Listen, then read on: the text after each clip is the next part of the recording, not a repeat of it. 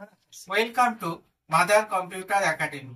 আজকে আমরা যেটা শিখবো সেটা হলো এমএস এক্সেলে হাইপারলিংক করা। অর্থাৎ এমএস এক্সেলে কোনো সেলের মধ্য থেকে ডাইরেক্ট কোনো ফাইলকে যদি আমরা ওপেন করতে চাই তাহলে কিভাবে করব। এটাকে হাইপারলিংক বলা হয়। তাহলে চলো আমরা দেখে নিই কিভাবে হাইপারলিংকের মাধ্যমে নির্দিষ্ট কোনো ফাইলকে ওপেন করতে পারবো।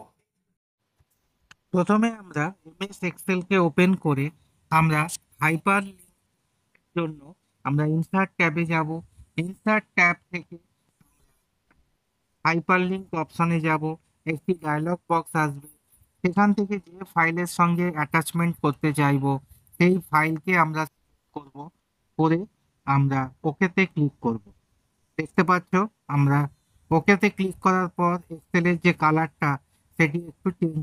এরকম ভাবে বাকি সেলগুলির সঙ্গে আমরা উক্ত ফাইলকে একটা একটি করে আলাদাভাবে সিলেক্ট করব।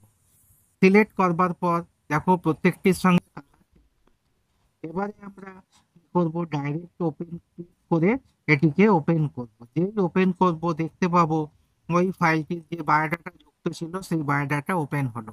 এরকম ভাবে প্রত্যেকের নামের সঙ্গে যে বায়োডাটাগুলি যুক্ত ছিল সেই বায়োডাটাগুলি যুক্ত হলো এবং একটি একটি করে ওপেন করে আমাদেরকে দেখাচ্ছে। এরকম ভাবে আমরা এমএস এক্সেলে হাইপারলিংক করতে পারবো। Thank you.